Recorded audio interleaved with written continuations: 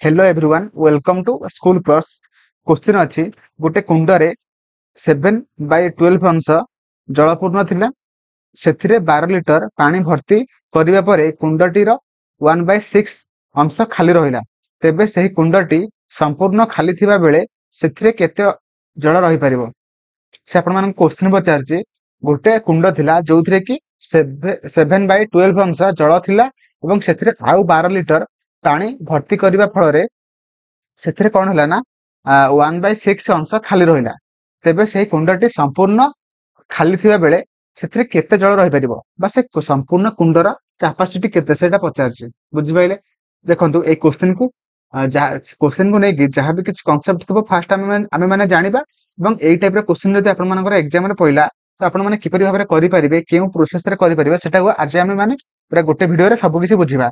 तो आपण माने पेशेंस र सहित वीडियो को देखिबे ଏବଂ वीडियो भल लागिले आपण माने लाइक कर देबे। देखंतु सियोर आपण मानकु वीडियो भल लागिबो तो आपण माने एबे लाइक कर दियंतु ଏବଂ चैनल को सब्सक्राइब कर दियंतु ଏବଂ आपण मानकु केमिति लागिला वीडियोटी तो मते आपण माने कमेंट रे लिखंतु ଏବଂ आपण मानकर डाउट को सब कमेंट रे लिखंतु जा द्वारा कि म आपण मानकर डाउट को नेकी वीडियो करि परिबी।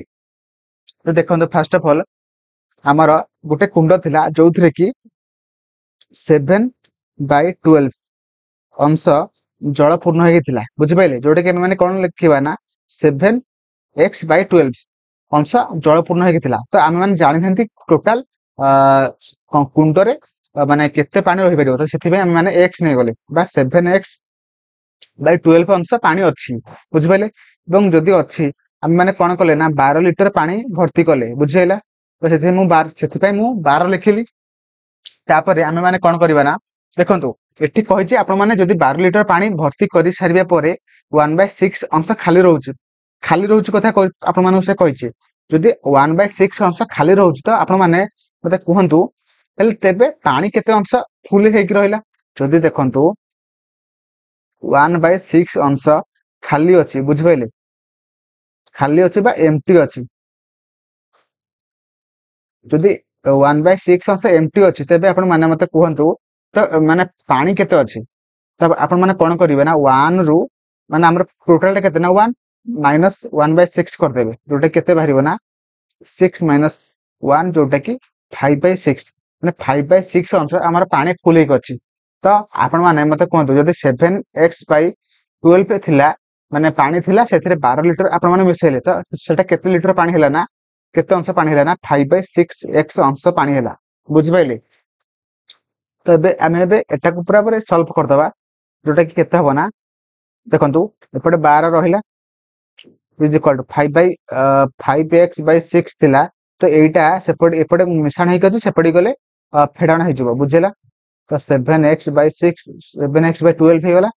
तो एबे आमे माने फेडी दबा 5x/6 minus 7x/12 is equal to 12 जोटे कि यदि फेडिबा तो लॉस ऑफ केते बना 12 हबो पड़े यदि 12 रे 6 हरले 2 एथरे जे 2 गुणन हबो तो 5 दुले 10 10x minus 7x is equal to 12 तापर करिबा टिके लिभे दोछि गोटे सेकंड खाली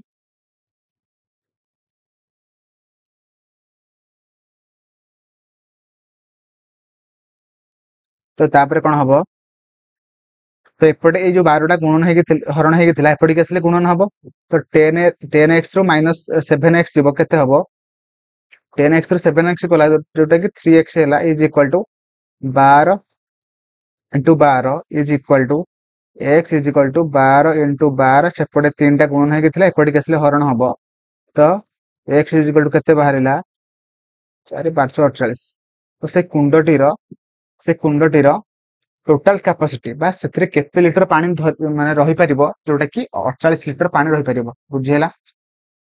तो option C will be right answer. बुझि पाइले?